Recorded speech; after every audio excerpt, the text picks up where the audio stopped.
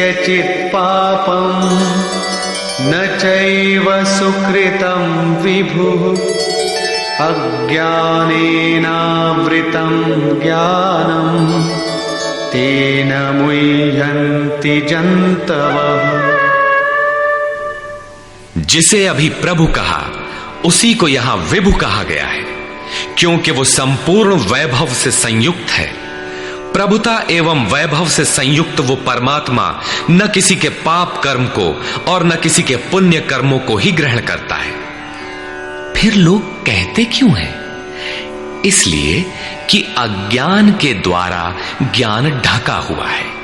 उन्हें अभी साक्षात्कार सहित ज्ञान तो हुआ नहीं, वे अभी जंतु हैं। मोहवश वे कुछ भी कह सकते हैं। ज्ञान से क्या होता है, इसे स्पष्ट करते हैं। ज्ञानेन तु तदज्ञानम् येषां नाशितमात्मनः तेषामादित्यवज्ज्ञानम् प्रकाशयति तत्परम्। जिनके अंतःकरण का वो अज्ञान जिसने ज्ञान को ढक रखा था, आत्म साक्षात्कार द्वारा नष्ट हो गया है, और इस प्रकार जिसने ज्ञान प्राप्त कर लिया है, उनका वो ज्ञान सूर्य के सदृश उस परम तत्व परमात्मा को प्रकाशित करता है। तो क्या परमात्मा किसी अंधकार का नाम है? नहीं, वो तो स्वयं प्रकाश रूप दिन राति स्वयं प्रकाश रूप है तो, किंतु हमारे उपभोग के लिए तो नहीं है, दिखाई तो नहीं देता। जब ज्ञान द्वारा अज्ञान का आवरण हट जाता है तो उनका वो ज्ञान सूर्य के सदृश परमात्मा को अपने में प्रवाहित कर लेता है। फिर उस पुरुष के लिए कहीं अंधकार नहीं रह जाता। उस ज्ञान का स्वरूप क्या है? तद्बुद्धयस्तदात्मानः तन्निष्ठास्तत्परायणाः गच्छन्त्य पुनरावृत्तिं ज्ञाननिर्धूतकल्मषाः। जब उस परम तत्व परमात्मा के अनुरूप बुद्धि हो, तत्व के अनुरूप प्रवाहित मन हो, परम तत्व परमात्मा में एक ही भाव से उसकी रहनी हो और उसी के परायण हो, इसी का नाम ज्ञान है। ज्ञान कोई बकवास या बहस नहीं है। इस ज्ञान द्वारा पाप रहित हुआ पुरुष पुनरागमन रहित परम गति को प्राप्त होता है। परम गति को प्राप्त पूर्ण जानकारी से युक्त पुरुष ही पंडित कहलाते हैं। आगे देखें। विद्या विनय संपन्ने ब्राह्मणे गविहस्तिनि शुनि चैव श्वपाके च पंडिताः समदर्शिनः। ज्ञान के द्वारा जिनका पाप शमन हो चुका है, जो अपनावर्ती परम गति को प्राप्त है, ऐसे ज्ञानी जन विनय युक्त ब्राह्मण तथा चांडाल में, गाय और कुत्ते में तथा हाथी में समान दृष्टि वाले होते हैं। उनकी दृष्टि में विद्या विनय युक्त ब्राह्मण न तो कोई विशेषता रखता है और न चांडाल कोई हीनता रखता है। न गाय धर्म है और न कुत्ता अधर्म, और न हाथी विशालता ही रखता है। ऐसे पंडित ज्ञाता जन समदर्शी और समवर्ती होते हैं। उनकी दृष्टि चमड़ी पर नहीं रहती, बल्कि आत्मा पर पड़ती है। अंतर केवल इतना है, विद्या विनय संपन्न स्वरूप के समीप है और शेष कुछ पीछे है। कोई एक मंजिल आगे है तो कोई पिछले पड़ाव पर। शरीर तो वस्त्र है। उनकी दृष्टि वस्त्र को महत्व नहीं देती, अपितु उनके हृदय में स्थित आत्मा पर पड़ती है। इसलिए वे कोई भेद नहीं रखते। श्री कृष्ण ने पर्याप्त गो सेवा की थी। उन्हें गाय के प्रति गौरवपूर्ण शब्द कहना चाहिए था, किंतु उन्होंने ऐसा कुछ भी नहीं कहा। श्री कृष्ण ने गाय को धर्म में कोई स्थान नहीं दिया। उन्होंने केवल इतना माना कि अन्य जीवात्माओं की तरह उसमें भी आत्मा है। गाय का आर्थिक महत्व जो भी हो, उसका धार्मिक वैशिष्ट्य परिवर्ती लोगों की देन है। श्री कृष्ण ने पीछे बताया कि अविवेकियों की बुद्धि अनंत शाखाओं वाली होती है, इसलिए वे अनंत क्रियाओं का विस्तार कर लेते हैं, जबकि निष्काम कर्म योग में अर्जुन निर्धारित क्रिया एक ही है, यज्ञ की प्रक्रिया आराधना। अपुनरावृत्ति वाला ऐसा महापुरुष उस विद्या विनय संपन्न ब्राह्मण, चांडाल, कुत्ते, हाथी और गाय सब पर समान दृष्टि वाला होता है, क्योंकि उसकी दृष्टि हृदय स्थित आत्म स्वरूप पर पड़ती है। ऐसे महापुरुष को परम गति में क्या मिला है और कैसे, इस पर प्रकाश डालते हुए योगेश्वर श्री कृष्ण बताते हैं। इहैव तैर्जितः सर्गो येषां साम्ये स्थितं मनः निर्दोषं हि समं ब्रह्म तस्माद् ब्रह्मणि ते स्थिताः। उन पुरुषों द्वारा जीवित अवस्था में ही संपूर्ण संसार जीत लिया गया, जिनका मन समत्व में स्थित है। मन के समत्व का संसार जीतने से क्या संबंध? संसार मिट ही गया तो वो पुरुष रहा कहां? श्री कृष्ण कहते हैं, निर्दोषम हि समम ब्रह्म। वो ब्रह्म निर्दोष और सम है। इधर उनका मन भी निर्दोष और सम स्थिति वाला हो गया। तस्मात् ब्रह्मणि ते स्थिताः, इसलिए वो ब्रह्म में स्थित हो जाता है। इसी का नाम अपुनरावर्ती परम गति है। ये कब मिलता है? जब संसार रूपी शत्रु जीतने में आ जाए। संसार कब जीतने में आता है? जब मन का निरोध हो जाए, समत्व में प्रवेश पा जाए, क्योंकि मन का प्रसार ही जगत है।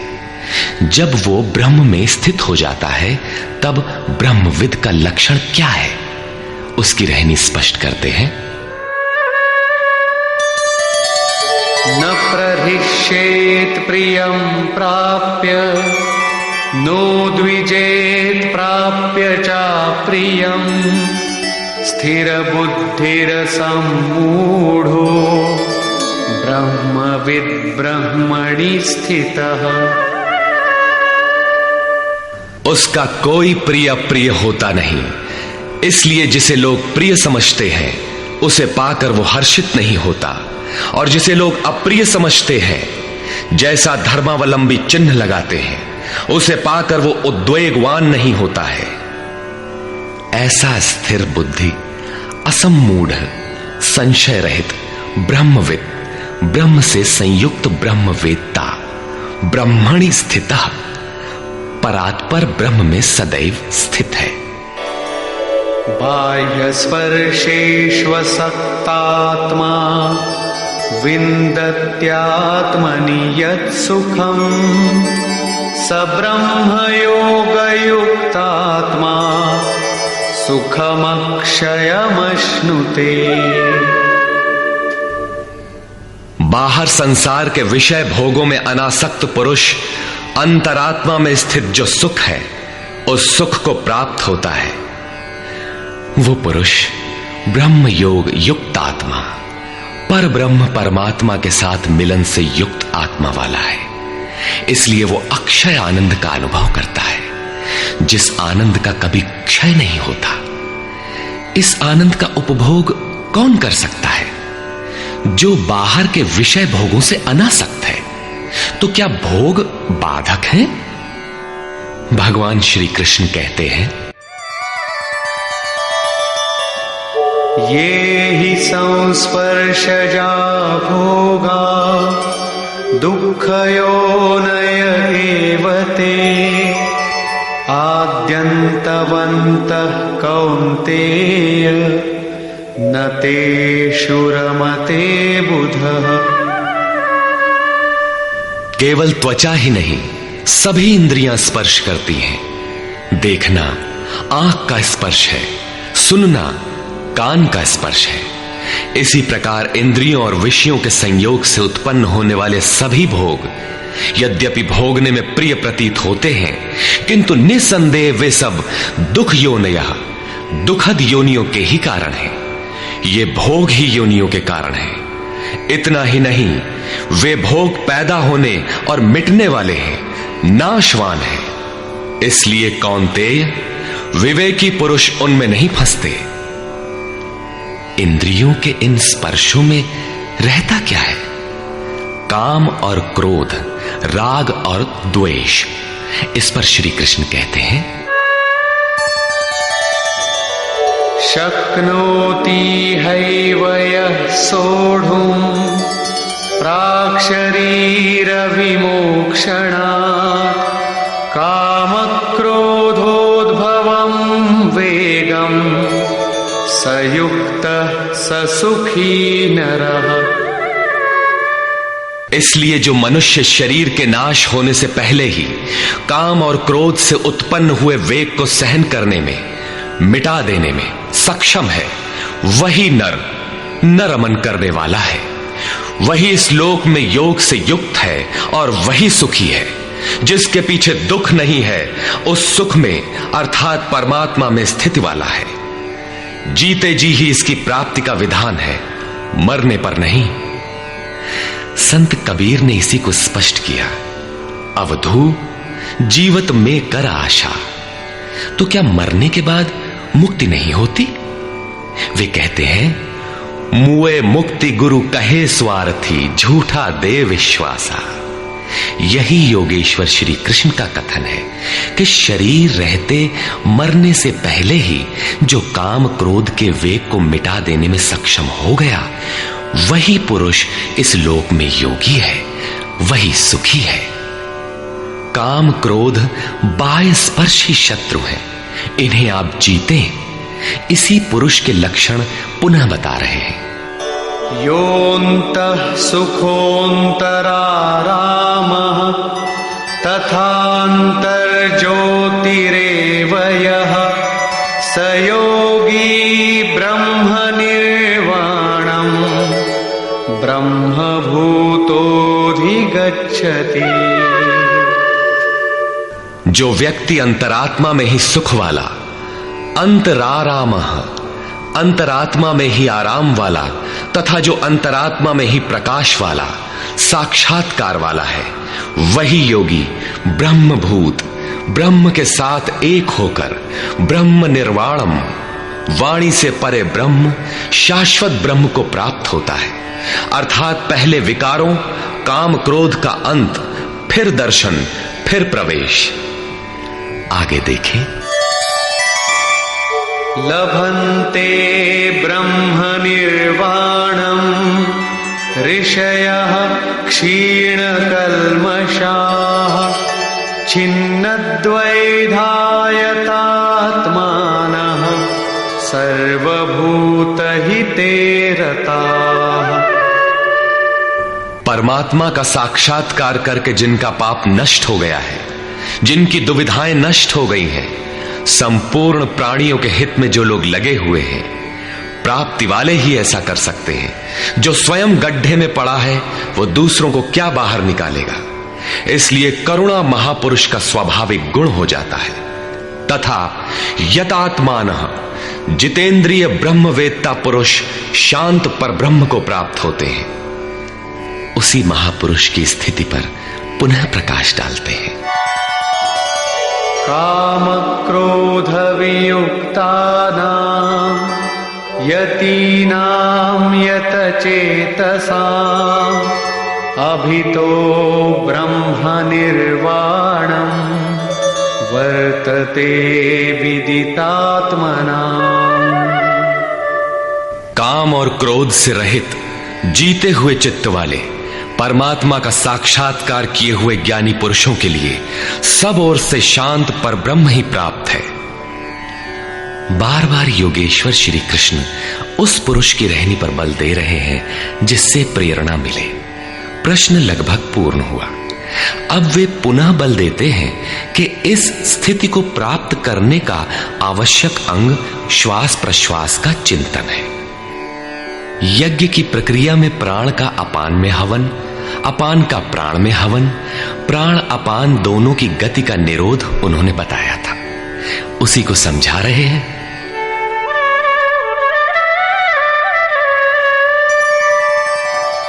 स्पर्शान् कृत्वा बहिर्बाह्यान् चक्षुश्चैवान्तरे भ्रुवोः प्राणापानौ समौ कृत्वा नासाभ्यन्तरचारिणौ यतेन्द्रियमनोबुद्धिः मुनिर्मोक्षपरायणः विगतेच्छाभयक्रोधो यः सदा मुक्त एव सः। अर्जुन, बाहर के विषयों दृश्यों का न चिंतन करते हुए उन्हें त्याग कर नेत्रों की दृष्टि को भ्रिकुटी के बीच में स्थिर करके, भ्रुवोः अंतरे का ऐसा अर्थ नहीं कि आंखों के बीच या भावों के बीच कहीं देखने की भावना से दृष्टि लगाएं। भ्रिकुटी के बीच का शुद्ध अर्थ इतना है कि सीधे बैठने पर दृष्टि भ्रिकुटी के ठीक मध्य से सीधे आगे बढ़े, दाहिने बाएं इधर उधर चकपक न देखें। नाक की डाणी पर सीधी दृष्टि रखते हुए नासिका के अंदर विचरण करने वाले प्राण और अपान वायु को सम करके, अर्थात दृष्टि तो वहां स्थिर करो और सुरत को श्वास में लगा दो कि कब श्वास भीतर गई, कितनी रुकी।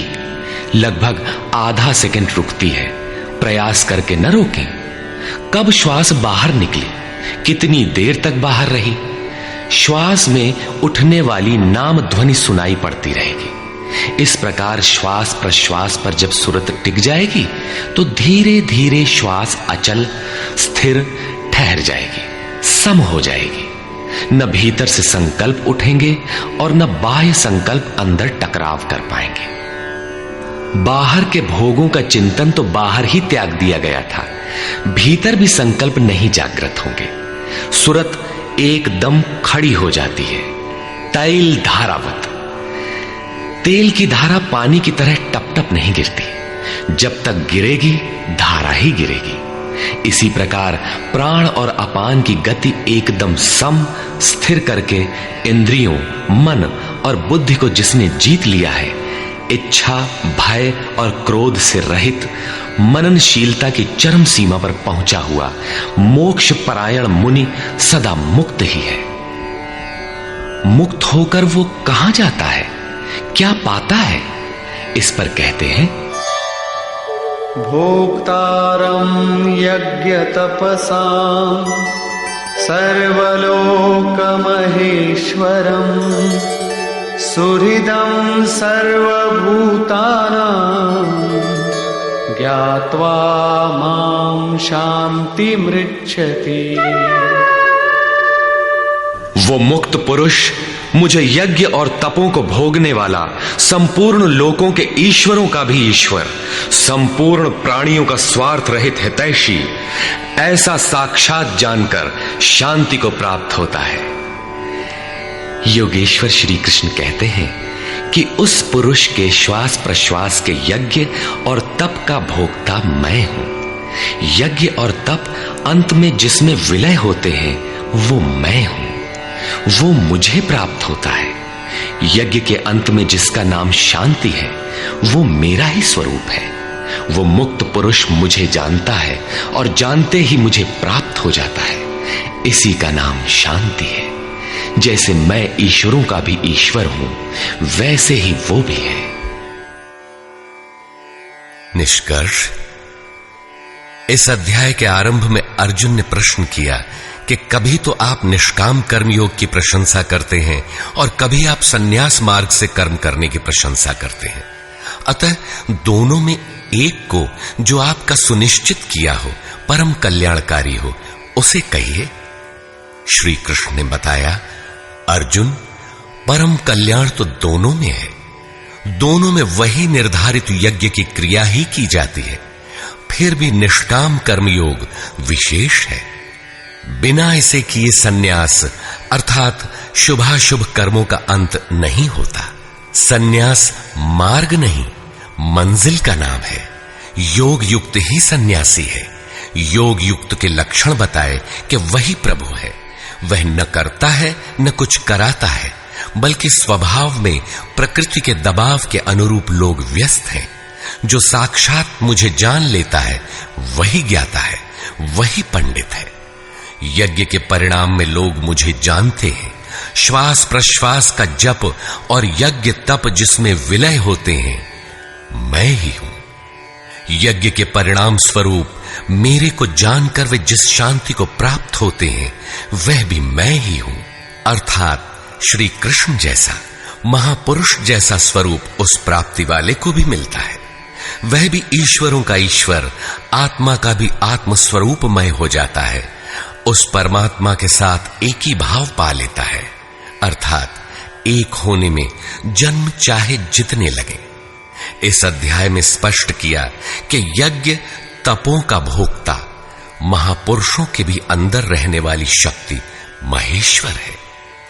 अतः ओम तत्सदिति श्रीमद्भगवद्गीता सूपनिषत्सु ब्रह्म विद्यायाम योग शास्त्रे श्री कृष्णार्जुन संवादे यज्ञ भोक्ता महापुरुषस्त महेश्वरः नाम पंचमोऽध्यायः। इस प्रकार स्वामी अड़गड़ानंद कृत श्रीमद् भगवद गीता के भाष्य यथार्थ गीता का 5वां अध्याय पूर्ण होता है। हरि ओम।